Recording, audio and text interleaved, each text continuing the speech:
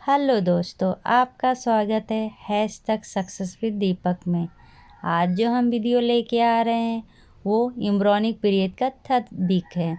इसमें हम ये पढ़ेंगे कि क्या हमारे एम्ब्रॉयों में तीसरे सप्ताह में चेंजेज होता है।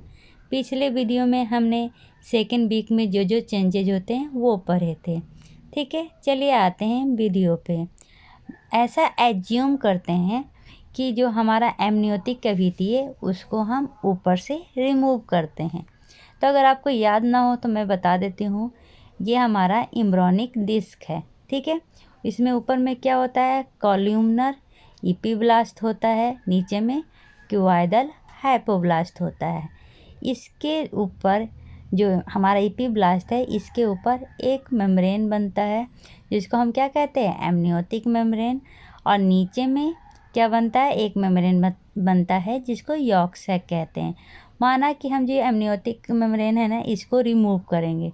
ठीक है, तो रिमूव करने पे जो हमारा एम्ब्रॉयनिक डिस्क दिखेगा वो लगभग सर्कुलर होगा, लेकिन धीरे धीरे जो सर्कुलर वाला पाथ है वो धीरे धीरे क्या होगा, जो हेड वाला पाथ है वो ब्रोड बनने लगेगा और जो तेल वाला पाथ है वो टैपर होने लगेगा। तो हमारा एम्ब्रॉयनिक डिस्क सर्कुलर से कैसा चेंज हो जाएगा, इलोंगेटेड में चेंज हो जाएगा।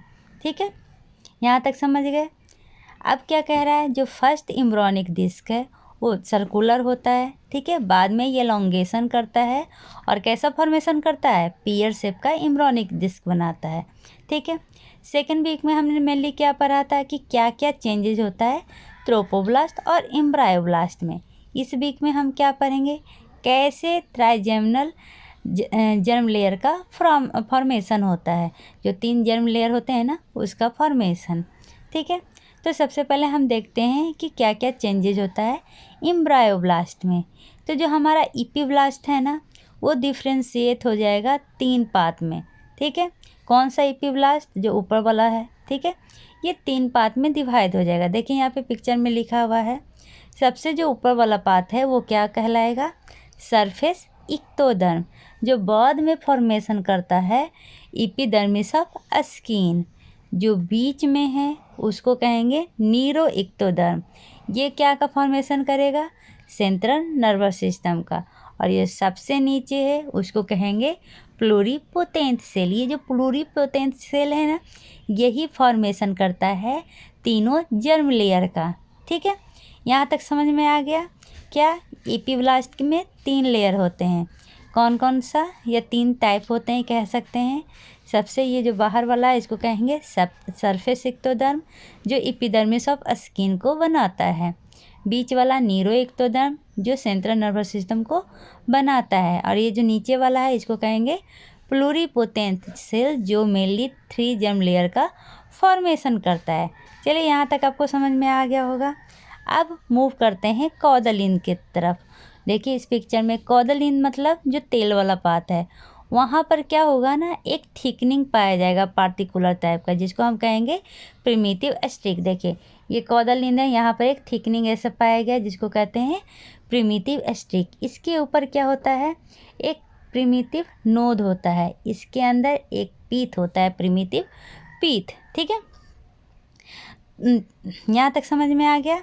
ये जो प्रिमिटिव स्ट्रिक होता है इसी को कहते हैं प्राइमरी ऑर्गेनाइजर। क्यों, क्योंकि ये 3 जर्म जो लेयर होता है ना उसका ये फॉर्मेशन करता है, और उसको और किसका फॉर्मेशन करता है, नोटोकॉट का फॉर्मेशन करता है।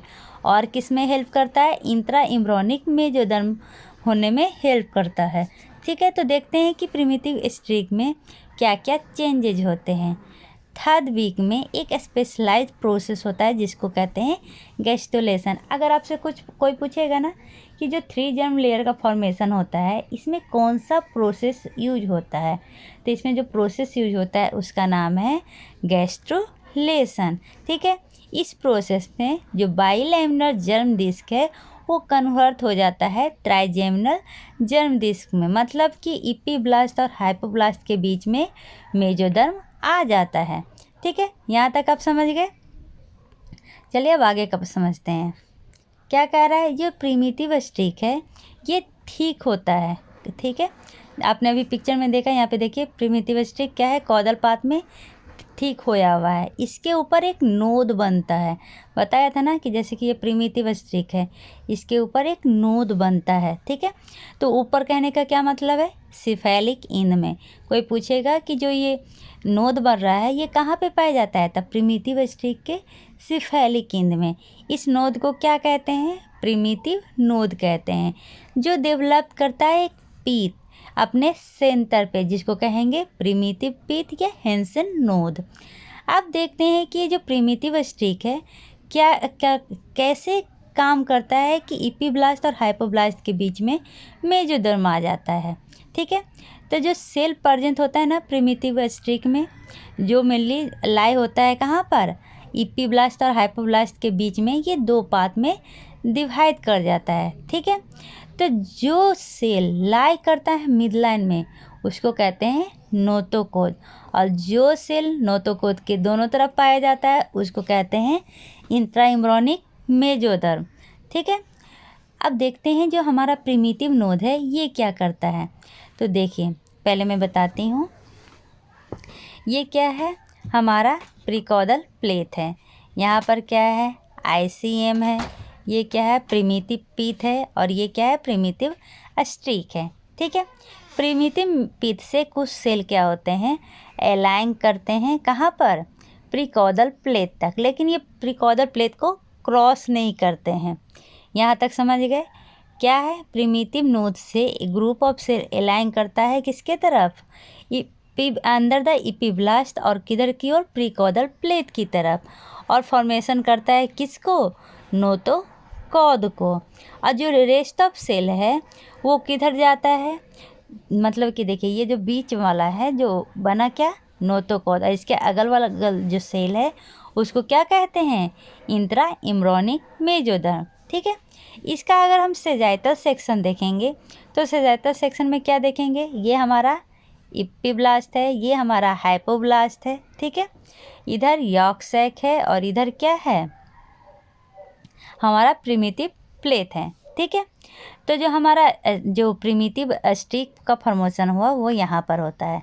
ठीक है, यॉर्क सैक की तरफ, यहाँ से क्या होगा, सेल डिफ्रेंशिएट करने लगेगा और जाने लगेगा कहाँ पे, तो क्या था, प्रीकॉर्डल प्लेट की तरफ जाने लगेगा। वहाँ जाने से पहले इस एक टाइम क्या होता है ना, ये फ्यूज करता है। रुक जाइए, पिक्चर से दिखाती हूँ।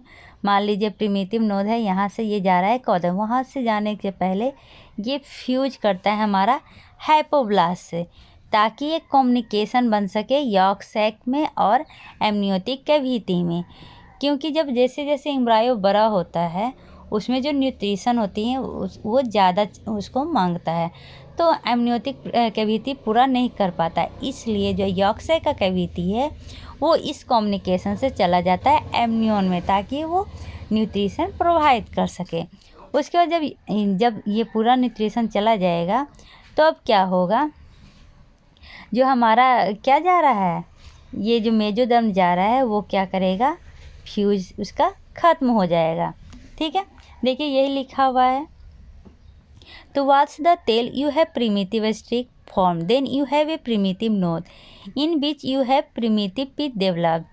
ठीक है, ये प्रिमिटिव स्ट्रिक है, प्रिमिटिव स्ट्रिक में प्रिमिटिव नोड है जिसमें कि प्रिमिटिव पीथ डेवलप्ड हुआ है। अब ये पीथ क्या है, एक ओपनिंग है जो स्टार्ट करता है ग्रोइंग किधर की ओर, सिफेलिक इंद के तरफ। सिफेलिक इंद कहने का मतलब है टुवर्ड्स प्रीकॉर्डल प्लेट। ये प्रोसेस को ही कहते हैं नोटोकॉडल प्रोसेस या हेड प्रोसेस, और यही पहला साइन होता है क्या का, नोटोकॉड का। ये नोटोकॉडल जो प्रोसेस है ये क्या है, एक सॉलिड प्रोसेस है जिसमें क्या का डेवलपमेंट होता है, कैनाल का डेवलपमेंट होता है। ठीक है, और इस कैनाल को ही न्यूरो इंटेलिक कैनाल कहते हैं। ये जो न्यूरो इंटेलिक कैनाल है कम क्लोजर तो एंडोडर्म, ये एंडोडर्म के क्लोज आएगा, उसके बाद उसके साथ क्या करेगा, फ्यूज कर जाएगा, और ये कम्युनिकेशन बनाएगा एमनियोटिक कैविटी और यॉर्क सैक के बीच में। तो इसका पर्पस क्या होता है, तो इसका मेन पर्पस होता है जो एमनियोटिक कैविटी है वहाँ पर न्यूट्रिशन भेजना यॉर्क सैक से। एक बार जब न्यूट्रिशन चला जाता है तो क्या होगा, अब ये फ्यूज ख़त्म हो जाएगा। ठीक है, तो नोटोकॉड जो फ्यूज किया था अब वो ख़त्म हो गया। ठीक है, तो जो फ्यूजन जब खत्म हुआ तो यहाँ पर ये क्या बन जाएगा, नोटोकॉर्डल प्लेट बना देगा। नोटोकॉर्डल प्लेट क्या होता है, start separating from the primitive endoderm. जब नोटोकॉर्डल प्लेट बन जाएगा तो अब ये धीरे धीरे इंडोडर्म से सेपरेट होना लगेगा और कहाँ पे चला जाएगा, मिड लाइन में चला जाएगा। ठीक है, अब ये जो प्रिमिटिव इंडोडर्म है अब ये रिप्लेस करके क्या बन जाएगा, डेफिनिट इंडोडर्म। ठीक है, यहाँ तक समझ गए। जो प्रिमिटिव इंडोडर्म है वो क्या में कन्वर्ट हो जाएगा, डेफिनिट इंडोडर्म में। और जो सेल डेफिनिट इंडोडर्म में डेराइव होता है प्राइमरी कैस्ट्रिक से। अब कोई पूछेगा कि ये डेफिनिट इंडोडर्म होता क्या है, तो ये एक सेल है जो डेवलप्ड होता है किसके द्वारा, प्रिमिटिव स्ट्रेक के द्वारा। ठीक है, अब जो ये नोटोकॉर्ड कैनाल है ये भी कन्वर्ट होकर डेफिनिट कैनाल में चेंज हो जाता है। अब डेफिनिट कैनाल में चेंज होने का क्या मतलब है, डेफिनिट नोटोकॉर्ड में चेंज होने का मतलब है कि इसमें क्या हो गया, मोल्डिंग स्टार्ट हो गया। मतलब ये एक्ट एज ए मोल्ड होता है, मतलब मिड लाइन में एक मोल्डिंग स्टार्ट कर देता है। और ये मोल्डिंग होने से क्या होगा, वर्टिब्रल कॉलम का फॉर्मेशन होगा जो इसके चारों तरफ बनता है। ठीक है, there is no need of notochord, it will just, उसका जब फ्यूचर होता है ना, फ्यूचर में नोटोकॉर्ड का कोई भी ज़रूरत नहीं होता है। बट क्या होता है ना, कभी कभी जो नोटोकॉर्ड है वो इंटरवर्टिब्रल डिस्क में न्यूक्लियस पल्पोलस की तरह प्रेजेंट होता है। ठीक है, ये तो समझ गए। और अगर इसमें क्या हो जाएगा, इन्फ्लामेशन हो जाएगा किसमें, न्यूक्लियस पल्पोलस में, तो इंटरवर्टिब्रल डिस्क हर्निया होने के चांसेस होते हैं। ठीक है, यहाँ तक समझने में आपको कोई प्रॉब्लम नहीं हुआ होगा। The cell which are migrating from primitive streak to occupy the surrounding area. अब क्या कह रहा है, नोटोकॉर्ड के चारों तरफ जो एरिया है उसको हम क्या कहेंगे, इंट्रा एम्ब्रियोनिक मेसोडर्म। ठीक है, यहाँ तक समझ में आ गया। अब देखिए, हम लोगों ने अभी तक दो तरह का मेसोडर्म पढ़ा है, इंट्रा एम्ब्रियोनिक मेसोडर्म और एक्स्ट्रा एम्ब्रियोनिक मेसोडर्म। इंट्रा कहने का क्या मतलब है, जो एम्ब्रायोब्लास्ट के अंदर में होता है। एक्स्ट्रा कहने का क्या मतलब है, जो एम्ब्रायोब्लास्ट के बाहर में होता है। ठीक है, अब एक और बात पढ़िए, जब हम इंट्रा एम्ब्रियोनिक मेसोडर्म पढ़ाएंगे ना तो उसमें डिटेल में बताऊंगी, लेकिन अभी बताती हूँ शॉर्ट में। दो जगह ऐसा होता है जहाँ पर ये फ्यूज नहीं करता है। ठीक है, मतलब कि दो जगह ऐसा होता है जहाँ पर मेसोडर्म बॉन्डेबल टू, मतलब वहाँ पर मेसोडर्म नहीं बनता है। ठीक है, वो दो एरिया कौन सा है, एक एरिया है ओरोफेरिंजियल मेम्ब्रेन जिसको बकोफेरिंजियल मेम्ब्रेन कहते हैं, और दूसरा एरिया कौन सा है, दूसरा एरिया है क्लोकल मेम्ब्रेन, यहाँ पर मेसोडर्म नहीं पाया जाता है। ठीक है, अब क्या कह रहे हैं, ये जो प्रिमिटिव इंडोडर्म है ये कन्वर्ट हो गया डेफिनिट इंडोडर्म में। कब, जब ये जो नोटोकॉर्डल प्लेट होता है वो उससे सेपरेट हो जाता है इंडोडर्म से, तब ये जो प्रिमिटिव इंडोडर्म है वो बन जाएगा डेफिनिट इंडोडर्म। यहाँ तक हो गया। और इससे क्या हो गया, जो हमारा इंट्रा एम्ब्रियोनिक मेसोडर्म है उसका फॉर्मेशन हो गया। ये जो प्रिमिटिव स्ट्रिक है ये सिर्फ 3 ही लेयर बनाता है। ठीक है, और ये कभी भी प्रीकॉर्डल प्लेट को ये क्रॉस नहीं करता है। At the end of third week क्या होगा, there is formation of allantoic diverticulum. Allantoic diverticulum क्या होता है, ठीक है, तो ये बीच में जो मेसोडर्म है वो थोड़ा सा कनेक्टिव स्टाल के तरफ क्या हो जाता है, चला जाता है, जिसी को हम क्या कहते हैं, एलेंटोइक डाइवर्टिकुलम। ठीक है, ये सब हम पढ़ेंगे कहाँ पर, तो अभी अगले वीडियो में हम बनाएंगे इंट्रा एम्ब्रियोनिक मेसोडर्म, उसमें इसको अच्छा से डिटेल से क्लियर करूँगी। अभी सिर्फ समझिए कि क्या क्या चेंजेज होता है। तो ये जो एलेंटोइक डाइवर्टिकुलम है इसका पर्पस क्या है, तो इसमें होते हैं ब्लड वेसल्स जो मेनली न्यूट्रिशन प्रोवाइड करते हैं। ठीक है, कब तक, जब तक कि अम्बिलिकल आर्टरी का फॉर्मेशन ना हो जाए। ठीक है, जो ये अम्बिलिकल आर्टरी है ये कनेक्टिंग स्टाल्क में होता है और ये डिराइव करता है किससे, एलेंटोइस से। एक और अम्बिलिकल आर्टरी फॉर्म हो जाता है तो ये जो एलेंटोइस है ये कन्वर्ट हो जाता है किस में, यूरोकस में। यूरोकस में कहाँ पर, तो इंट्रायूटेराइन लैप में। और एक और जब बेबी बॉर्न हो जाता है तो ये कन्वर्ट हो जाता है मीडियल अम्बिलिकल इंद में। जो उर्कस है वो गेटिंग कन्वर्ट किस में हो जाता है, मीडियल अम्बिलिकल लिगामेंट में। ठीक है, और ये मेनली किससे कनेक्ट करता है, तो यूरिनरी ब्लेडर ऑफ अम्बिलिकस। मतलब जो एलेंटोइस है वो बाद में अम्बिलिकल आर्टरी बनता है, अम्बिलिकल आर्टरी से यूरोकस बनता है, यूरोकस से क्या बनता है, मीडियल अम्बिलिकल लिगामेंट। यहाँ तक समझ गए। At the end of 4th week जो प्रिमिटिव स्ट्रिक है वो डिसअपियर हो जाएगा। ठीक है, अगर डिसअपियर नहीं हुआ तो एक टेराटोमा होता है, उसको कहते हैं सैक्रोकोक्सियल टेराटोमा। ठीक है, अब देखते हैं कि क्या क्या चेंजेस होता है ट्रोपोब्लास्ट में। तो जैसा कि हमने अभी देखा, जो प्राइमरी व्हीलस डेवलप्ड हुआ था at the end of 2nd week, जिससे क्या हुआ था, extra embryonic mesoderm start in. अब जो हमारा जो एक्स्ट्रा एम्ब्रियोनिक मेसोडर्म है वो क्या कर रहा है, धीरे धीरे इन्वेस्टिगेट कर रहा है, कहाँ पे, तो साइटोट्रोपोब्लास्ट में। इसी को कहते हैं सेकेंडरी व्हीलस, जो मेनली स्टार्टिंग में होता है 3rd वीक का। ठीक है, अब ये जब 3rd वीक के एंड में पहुँचेंगे तो हम लोग क्या देखेंगे, ब्लड वेसल देखेंगे, कहाँ पे, एलेंटोइस में। तो ये तो ऑलरेडी हम पढ़ चुके हैं ऊपर में, बट वही बता रहा है, ये सब चेंजेस होते हैं ट्रोपोब्लास्ट में।